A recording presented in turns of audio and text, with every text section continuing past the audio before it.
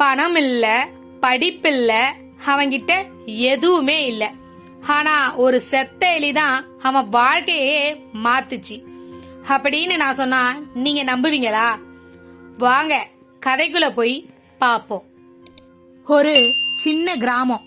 அங்க ஒரு இளைஞன் தன்னோட தந்தையோடும் தாயோடும் வாழ்ந்து வந்தான். அவன் 10ஆம் வகுப்பு வரைக்கும் தான் படிச்சான். அதுக்கு மேல அவனால படிக்க போதிய வசதி இல்ல. அவனுக்கு உறவினர்னு சொல்லிக்க யாருமே இல்ல. குடியிருக்க சின்ன வீடு மட்டும்தான் இருந்துச்சு. அந்த இளைஞன் 10ஆம் வகுப்பு வரை மட்டும் படிச்சதால அவனுக்கு வேலையே கிடைக்கல. சரி, ஏதாவது வியாபாரம் செய்யலாம்னு பார்த்தா அவங்கிட்ட பணமும் இல்ல. அந்த இளைஞனோட வீட்டுல நாளுக்கு நாள் வறுமையும் அதிகமாச்சு. அவனோட இந்த நிலைமைய பார்த்து அந்த ஊர்ல இருந்த ஒருத்தர் இவன் மேல அனுதாபப்பட்டு ஒரு யோசனை சொன்னாரு. பக்கத்து ஊர்ல ஒரு செட்டியார் இருக்காரு. அவரு வியாபாரம் செய்ய கடன் கொடுப்பாரு. மாதம் மாதம் வட்டிய சரியா கட்டணும். அவரு கொஞ்சம் கராரான ஆளு. அவர்கிட்ட போய் கேட்டு பாருன்னு சொன்னாரு. மறுநாள் அந்த இளைஞன் எப்படியும் செட்டியார் கிட்ட கடனை வாங்கி வியாபாரத்தை ஆரம்பிக்கலான்னு முடிவு செஞ்சு பக்கத்து ஊருக்கும் போனான். இவன் போன நேரத்துல செட்டியார் ரொம்ப கோவத்துல யாரையோ திட்டிக்கிட்டு இருந்தாரு. செய்த வியாபாரத்துல நஷ்டம் ஏற்பட்டதால அசலும் வட்டியும் யாரோ கொடுக்கலன்னு அவருடைய பேச்சுல தெரிஞ்சிச்சு. அது மட்டும் இல்ல, செட்டியாரு முதலீடியே இழக்கும்படியான வியாபாரத்தை எந்த முட்டாளாவது செய்வானா? திறமசாலியா இருந்தா அங்க கிடக்குற செத்த எலிய கூட வச்சு பணத்தை சம்பாதிச்சிடலான்னு கடுமையா பேசினாரு. இந்த செட்டியார் பேசினது எல்லாத்தையும் பொறுமையா கேட்டுக்கிட்டு எதிரில இருந்த ஆளு தலைய கீழே குனிஞ்சுகிட்டே இருந்தாரு. அந்த செட்டியாரு புதிதா வந்த அந்த இளைஞனை ஒரு பார்வை பார்த்தாரு. நீ எதுக்காக வந்திருக்க அப்படின்னு கேக்குற மாதிரி இருந்துச்சு அந்த பார்வை. உடனே இளைஞன் புத்திசாலித்தனமா, எனக்கு கடன் எதுவும் வேண்டாம், அங்க மூளையில கிடக்குற அந்த செத்த எலிய கொடுத்தா போதும்னு சொன்னான். செட்டியாரும் இவன் இந்த செத்த எலிய வச்சு என்ன பண்ண போறான் அப்படின்னு யோசிச்சுட்டு தாராளமா எடுத்துக்கிட்டு போன்னு சொன்னாரு. அவனும் அந்த செத்த எலிய எடுத்துக்கிட்டு போனான். அப்படி அவன் எடுத்துக்கிட்டு போற வழியில ஒரு கடலை வியாபாரி தான் வளர்க்கிற பூனைக்கு இவன் கையில வச்சிருக்கிற எலி இரையாகுமேன்னு நினைச்சு அந்த செத்த எலிய வாங்கிக்கிட்டு ஒரு ஆழாக்கு கடலையும் கொடுத்தாரு. அந்த இளைஞனுக்கு ரொம்ப பசி வேற. அத வாங்கிக்கிட்டு வர வழியில இப்போதைக்கு பசிய தீர்த்துக்கலாம்னு யோசிச்சு அந்த கடலைய வாயில வைக்கும் போது இப்ப இருக்கிற பசிய தீர்த்திடலாம், ஆனா நாளைக்குன்னு யோசிச்சான். அப்படி யோசிச்சுக்கிட்டே வீட்டுக்கும் வந்தான். அந்த கடலைய வறுத்து பொட்டு கடலையா ஆக்குனான்.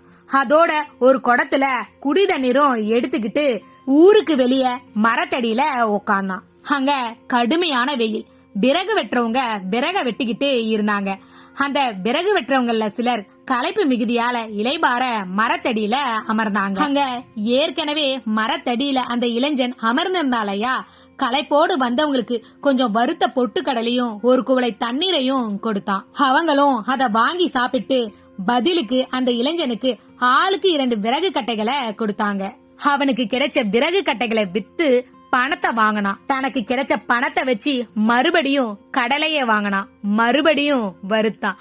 மறுபடியும் விறகு வெட்டிகளுக்கு விற்க ஆரம்பிச்சான். அந்த விறகு வெட்டிகள் பலரும் நாளுக்கு நாள் அவனுக்கு வாடிக்கையாளராகவே ஆக ஆரம்பிச்சாங்க. அவனும் கிடைச்ச விறகுகள்ல ஒரு பகுதியை விற்றான், இன்னொரு பகுதியை வீட்டுல சேமிக்க தொடங்கினான். நாளுக்கு நாள் அந்த விறகுகள் எல்லாம் மழை போல குவிய ஆரம்பிச்சிச்சு. ஒரு நாள் திடீர்னு அந்த ஊர்ல அடைமழை பெய்ய ஆரம்பிச்சிச்சு. நாள் கணக்கா மழை நிக்கவே இல்ல. விறகு வெட்டுறவங்களால காட்டுக்குள்ள போய் விறகு வெட்டவும் முடியல. அதே சமயம் விறகு விற்பனை செய்யற இடங்கள் எல்லாம் மழையால பாதிக்கு மேல விறகுகள் நனைஞ்சி பயன்படாம போச்சு. அதனால அந்த ஊர்ல விறகுக்கு தட்டுப்பாடும் ஏற்பட்டுச்சு. தேவைக்கு அதிகமாக இருந்ததால விலையும் அதிகமாச்சு. இந்த சூழ்நிலையில அந்த இளைஞன் தன்னோட வீட்டுல சேமிச்சு வச்சிருந்த விறகுகளை சரியான நேரத்துல சரியான முறையில நல்ல விலைக்கு விற்றான். பணமும் நிறைய கிடைச்சிச்சு.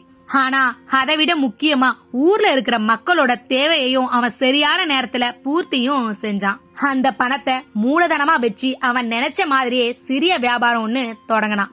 நம்ம நினைச்ச மாதிரிதான் வியாபாரம் வச்சுட்டோமேனு, முன்ன விட இப்ப நம்ம நல்ல நிலைமையில மாறிட்டோம்னு அவன் மெத்தனமா இல்ல, இன்னும் அதிக உழைப்ப போட்டான். நாளுக்கு நாள் அந்த சின்ன வியாபாரம் வளர்ந்துகிட்டே போச்சு. ஒரு நாள் பெரிய வியாபாரியாவும் ஆனா. ஒரு நாள் வெள்ளியினால ஒரு எலிய செஞ்சு அத அந்த செட்டியார்கிட்ட கொண்டு போய் கொடுத்தான். அத பார்த்ததும் செட்டியாருக்கு ஒண்ணுமே புரியல. அந்த இளைஞன் தான் முதலா வந்ததுல இருந்து செத்த எலிய கொண்டு போனது வர எல்லாத்தையும் விவரமா சொன்னான். அந்த இளைஞனுடைய ஊக்கத்தையும் கடின உழைப்பையும் அவனுடைய நேர்மையும் பார்த்து செட்டியார் அவனை பாராட்டினாரு. அது மட்டும் இல்ல, செட்டியார் அந்த இளைஞன் கிட்ட உனக்கு என்ன வேணும் கேளுன்னு சொன்னாரு. அதுக்கு அந்த இளைஞன், இனி நீங்க வறுமையில வாடுறவங்களோ இல்ல அடுத்து என்ன பண்றதுன்னு தெரியாதவங்களையோ பார்த்தா இந்த செத்த எலி கதைய சொல்லுங்கன்னு சொன்னான். இந்த கதை அவங்களுக்கு எதுவுமே அவங்க கிட்ட இல்லனாலும் சரி, பணம் இல்ல படிப்பு இல்ல அப்படின்னு எதுவுமே இல்லனாலும் சரி, ஊக்கமும் உழைப்பும் தன்னம்பிக்கையும் இருந்தா எப்படியும் முன்னேறலான்ற நம்பிக்கைய அவங்களுக்கு தரும்னு சொல்லி அங்க இருந்து போனான்.